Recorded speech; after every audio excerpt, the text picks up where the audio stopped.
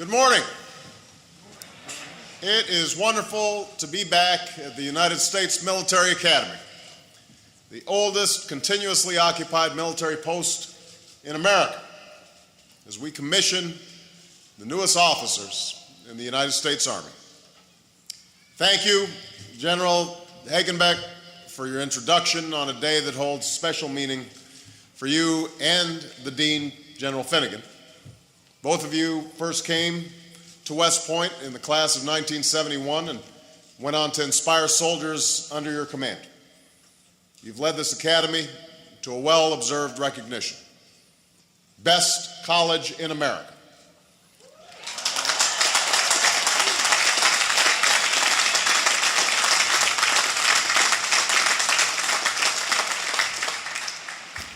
And today, you're both looking forward to a well-deserved retirement from the Army. General Hagenbeck and Judy, General Finnegan and Joan, we thank you for 39 years of remarkable service to the Army and to America.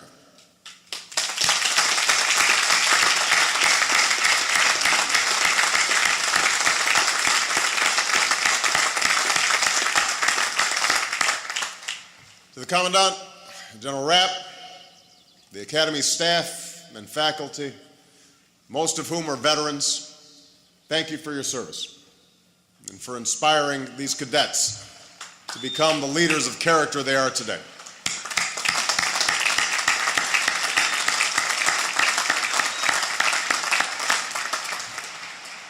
Let me also acknowledge the presence of General Shinseki, Secretary McHugh, the members of Congress who are with us here today, including two former soldiers this Academy knows well, Senator Jack Reed and Congressman Patrick Murphy.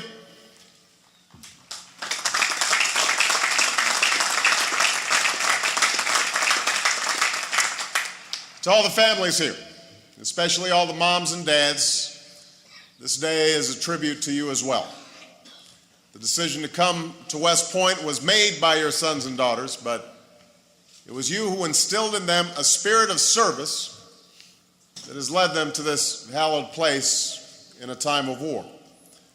So on behalf of the American people, thank you for your example and thank you for your patriotism.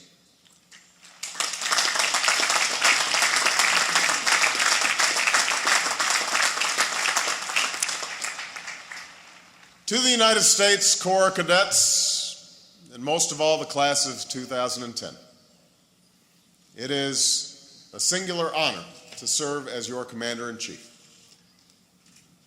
As your Superintendent indicated, under our constitutional system, my power as President is wisely limited. But there are some areas where my power is absolute. And so, as your Commander-in-Chief, I hereby absolve all cadets who are on restriction for minor conduct offenses.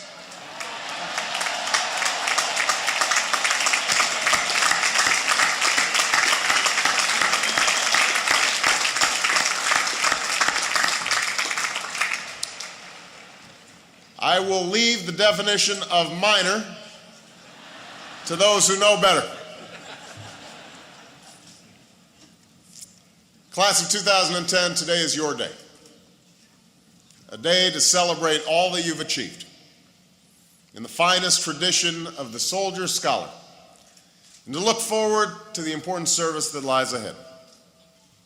You've pushed yourself through the agony of beast barracks, the weeks of training in rain and mud, and I'm told more inspections and drills than perhaps any class before you. Along the way, I'm sure you faced a few moments when you asked yourself, what am I doing here? I have those moments sometimes.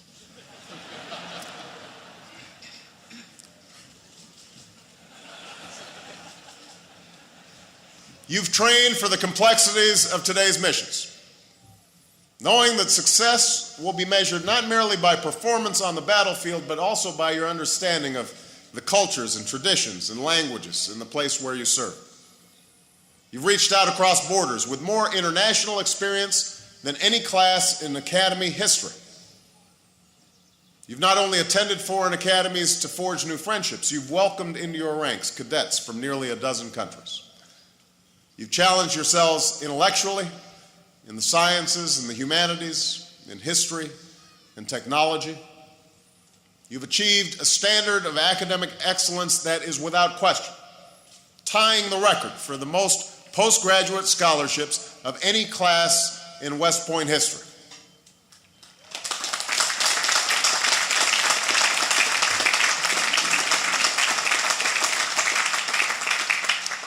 This includes your #1 overall cadet and your valedictorian, Liz Betterbed and Alex Rosenberg.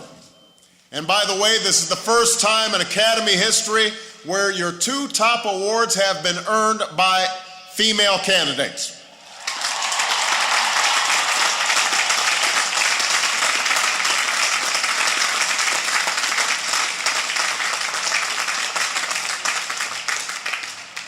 This underscores a fact that I've seen in the faces of our troops from Baghdad to Bagram. In the 21st century, our women in uniform play an indispensable role in our national defense. And time and again, they have proven themselves to be role models for our daughters and our sons, as students and as soldiers and as leaders in the United States Armed Forces. And the faces in this stadium show a simple truth. America's Army represents the full breadth of America's experience. You come from every corner of our country, from privilege and from poverty, from cities and small towns. You worship all of the great religions that enrich the life of our people. You include the vast diversity of race and ethnicity that is fundamental to our nation's strength. There is, however, one thing that sets you apart. Here in these quiet hills, you've come together to prepare for the most difficult test of our time. You signed up knowing your service would send you into harm's way. And you did so long after the first drums of war were sounded. In you, we see the commitment of our country and timeless virtues that have served our nation well. We see your sense of duty, including those who have earned their right shoulder combat patches, like the soldiers who suffered a grenade wound in Iraq, yet still helped his fellow soldiers to evacuate. Your first captain of the Corps of Cadets, Tyler Gordy.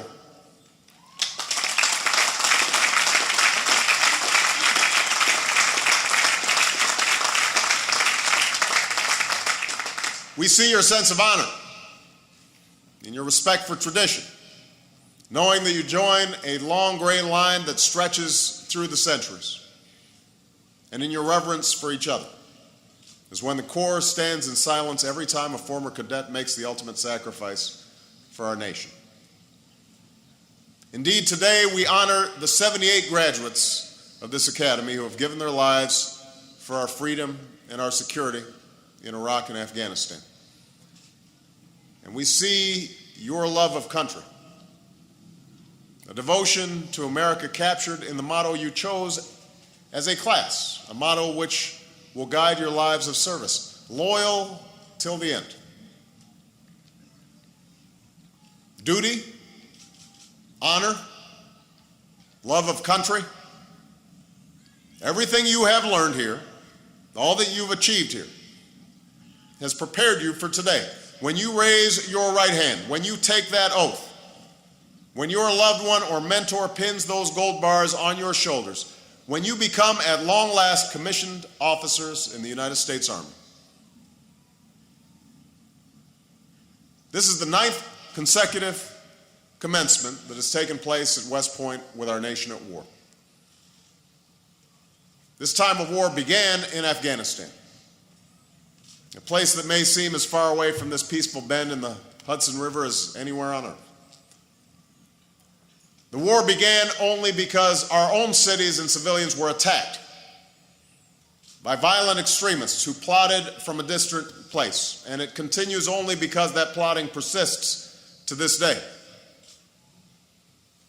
For many years, our focus was on Iraq. And year after year, our troops faced a set of challenges there that were as daunting as they were complex. A lesser army might have seen its spirit broken, but the American military is more resilient than that. Our troops adapted, they persisted, they partnered with coalitions and Iraqi counterparts, and through their competence and creativity and courage, we are poised to end our combat mission in Iraq this summer.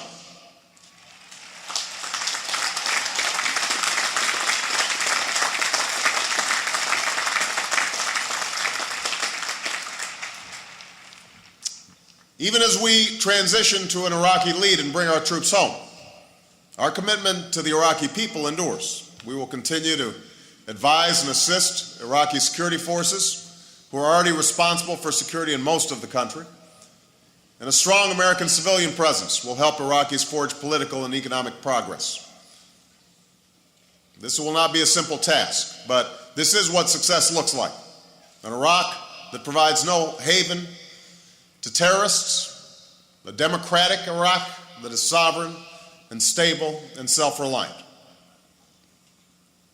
And as we end the war in Iraq, though, we are pressing forward in Afghanistan.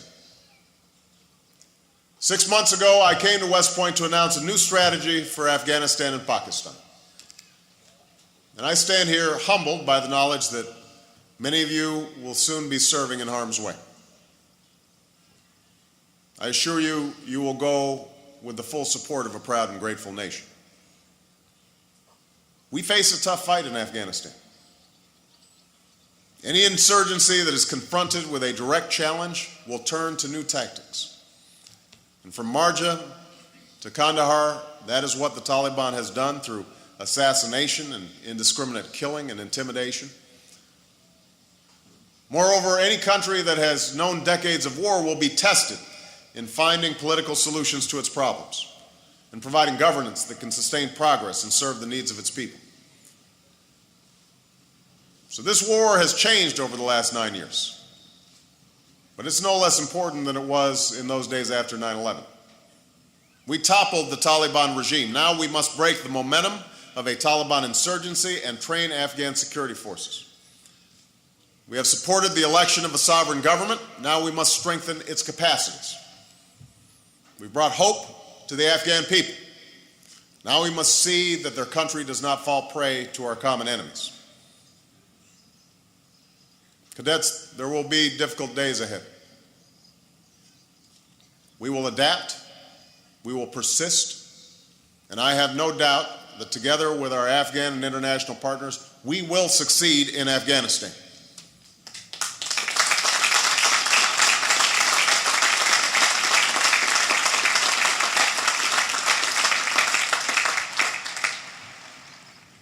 Now, even as we fight the wars in front of us, we also have to see the horizon beyond these wars. Because unlike a terrorist whose goal is to destroy, our future will be defined by what we build. We have to see that horizon, and to get there, we must pursue a strategy of national renewal and global leadership. We have to build the sources of America's strength and influence and shape a world that's more peaceful and more prosperous. Time and again, Americans have risen to meet and to shape moments of change. This is one of those moments. An era of economic transformation and individual empowerment, of ancient hatreds and new dangers, of emerging powers and new global challenges. And we're going to need all of you to help meet these challenges. You've answered the call. You and all who wear America's uniform remain the cornerstone of our national defense, the anchor of global security. And through a period when too many of our institutions have acted irresponsibly, the American military has set a standard of service and sacrifice that is as great as any in this nation's history.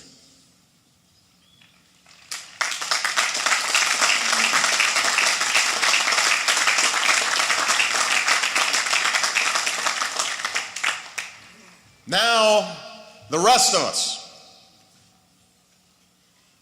us must do our part. And to do so, we must first recognize that our strength and influence abroad begins with steps we take at home. We must educate our children to compete in an age where knowledge is capital and the marketplace is global. We must develop clean energy that can power new industry and unbind us from foreign oil and preserve our planet. We have to pursue science and research that unlocks wonders as unforeseen to us today as the microchip and the surface of the moon were a century ago. Simply put, American innovation must be the foundation of American power, because at no time in human history has a nation of diminished economic vitality maintained its military and political primacy. And so that means that the civilians among us, as parents and community leaders, elected officials, business leaders, we have a role to play. We cannot simply leave it to those in uniform to defend this country. We have to make sure that America is building on its strengths.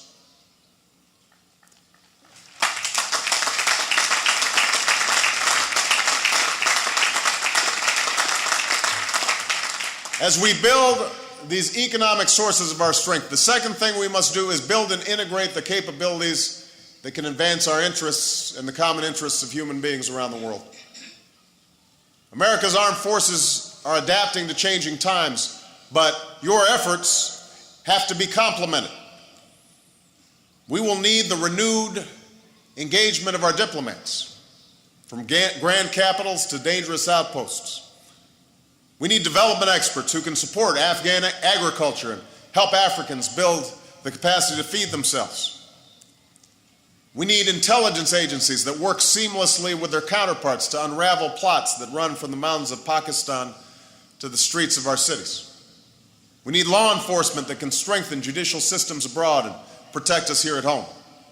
And we need first responders who can act swiftly in the event of earthquakes and storms and disease.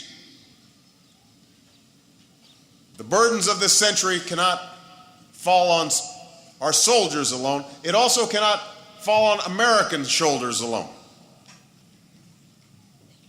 Our adversaries would like to see America sap its strength by overextending our power.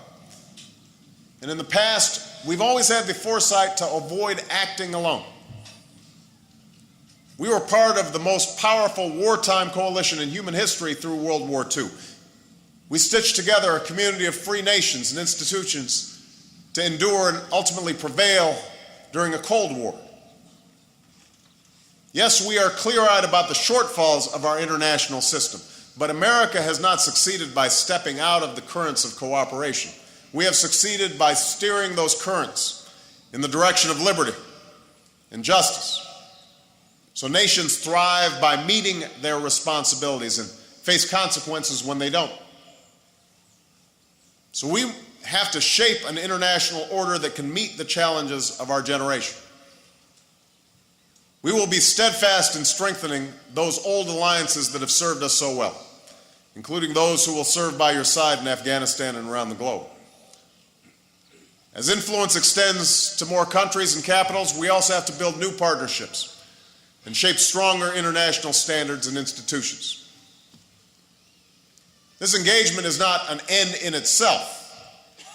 The international order we seek is one that can resolve the challenges of our times, countering violent extremism and insurgency, stopping the spread of nuclear weapons and securing nuclear materials, combating a changing climate and sustaining global growth, helping countries feed themselves and care for their sick, preventing conflict and healing wounds. If we are successful in these tasks, that will lessen conflicts around the world. It will be supportive of our efforts by our military to secure our country. More than anything else, though, our success will be claimed by who we are as a country. This is more important than ever, given the nature of the challenges that we face. Our campaign to disrupt, dismantle, and to defeat al-Qaeda is part of an international effort that is necessary and just. But this is a different kind of war. There will be no simple moment of surrender to mark the journey's end. No armistice, no banner headline. Though we have had more success in eliminating al-Qaeda leaders in recent months than in recent years, they will continue to recruit and plot and exploit our open society. We see that in bombs that go off in Kabul and Karachi. We see it in attempts to blow up an airliner over Detroit or an SUV in Times Square. Even as these failed attacks show that pressure on networks like al-Qaeda is forcing them to rely on terrorists with less time and space to train. We see the potential duration of this struggle in al-Qaeda's gross distortions of Islam, their disrespect for human life, and their attempt to prey upon fear and hatred and prejudice. So the threat will not go away soon. But let's be clear. Al-Qaeda and its affiliates are small men on the wrong side of history. They lead no nation. They lead no religion. We need not give in to fear every time a terrorist tries to scare us. We should not discard our freedoms because extremists try to exploit them. We cannot succumb to division because others try to drive us apart. We are the United States of America.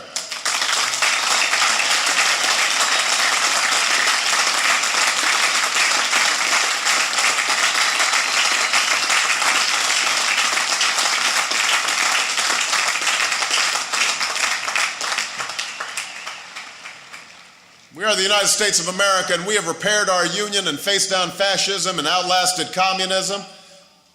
We've gone through turmoil. We've gone through civil war. And we have come out stronger. And we will do so once more.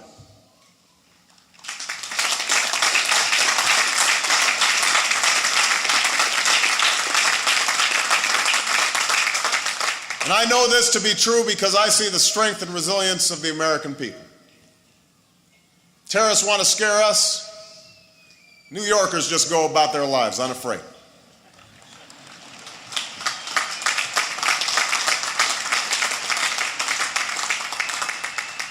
Extremists want a war between America and Islam, but Muslims are part of our national life, including those who serve in our United States Army.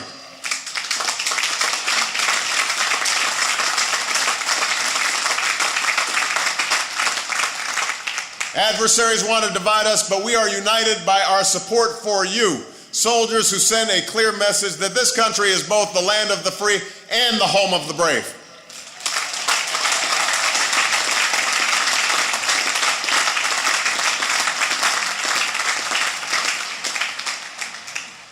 You know, in an age of instant access to information, a lot of cynicism in the news, it's easy to lose perspective in a flood of pictures, in the swirl of political debate. Power and influence can seem to ebb and flow. Wars and grand plans can be deemed won or lost day to day, even hour to hour.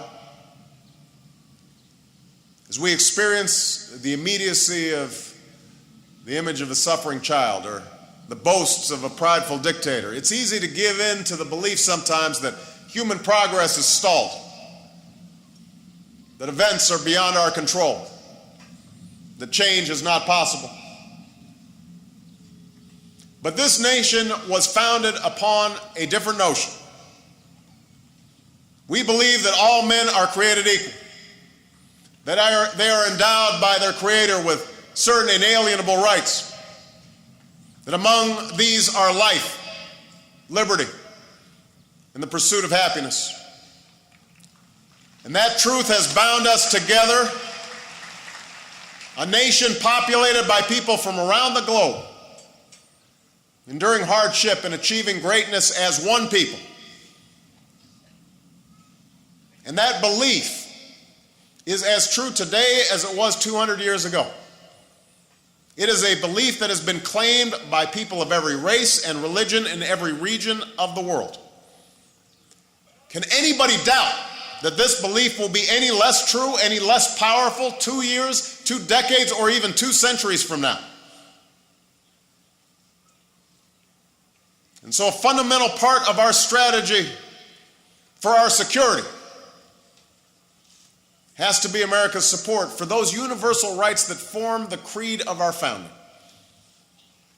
And we will promote these values above all by living them through our fidelity to the rule of law and our Constitution, even when it's hard, even when we're being attacked, even when we're in the midst of war. We will commit ourselves to forever pursuing a more perfect union.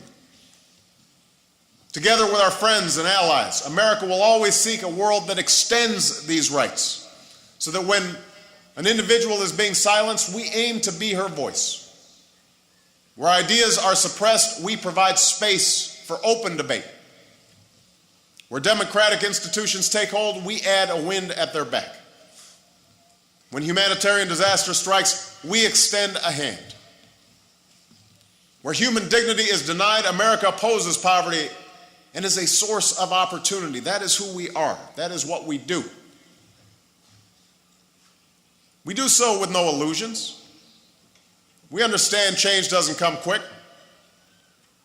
We understand that neither America nor any nation can dictate every outcome beyond its borders.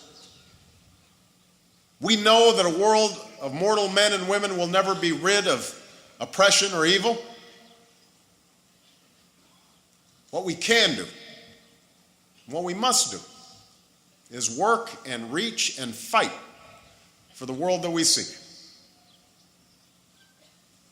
All of us, those in uniform and those who are not. You know, in preparing for today, I turned to the words of Oliver Wendell Holmes. Reflecting on his Civil War experience, he said, and I quote, "To fight out a war, you must believe in something and want something with all your might. So must you do to carry anything else to an end worth reaching."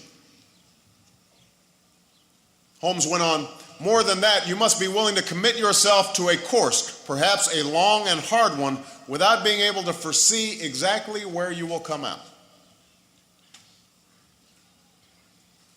America does not fight for the sake of fighting. We abhor war. As one who has never experienced the field of battle, and I say that with humility, knowing, as General MacArthur said, the soldier above all others prays for peace. We fight because we must. We fight to keep our families and communities safe. We fight for the security of our allies and partners, because America believes that we will be safer when our friends are safer, that we will be stronger when the world is more just. So, cadets, a long and hard road awaits you. You go abroad because your service is fundamental to our security back home. You go abroad as representatives of the values that this country was founded upon. And when you inevitably face setbacks, when the fighting is fierce or a village elder is fearful, when the end that you are seeking seems uncertain, think back to West Point. Here, in this peaceful part of the world, you have drilled and you have studied and come of age in the footsteps of great men and women. Americans who faced times of trial and who, even in victory, could not have foreseen the America they helped to build, the world they helped to shape. George Washington was able to free a band of patriots from the rule of an empire, but he could not have foreseen his country growing to include 50 states connecting 2 oceans. Grant was able to save a union and see the slaves freed, but he could not have foreseen just how much his country would extend full rights and opportunities to citizens of every color. Eisenhower was able to see Germany surrender and a former enemy grow into an ally, but he could not have foreseen the Berlin Wall coming down without a shot being fired. Today it is your generation that has borne a heavy burden. Soldiers, graduates of this academy like John Mayer and Greg Ambrosia, who have braved enemy fire, protected their units, carried out their missions, earned the commendation of this army and of a grateful nation. From the birth of our existence, America has had a faith in the future, a belief that where we're going is better than where we've been, even when the path ahead is uncertain. To fulfill that promise, generations of Americans have built upon the foundation of our forefathers, finding opportunity, fighting injustice, forging a more perfect union. Our achievement would not be possible without the long gray line that is sacrificed for duty, for honor, for country. And years from now,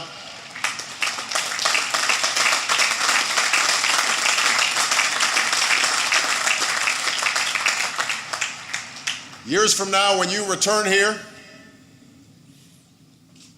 when for you the shadows have grown longer, I have no doubt that you will have added your name to the book of history. I have no doubt that we will have prevailed in the struggles of our times. I have no doubt that your legacy will be an America that has emerged stronger, in a world that is more just. Because we are Americans, and our destiny is never written for us, it is written by us, and we are ready to lead once more. Thank you. May God bless you, and may God bless the United States of America.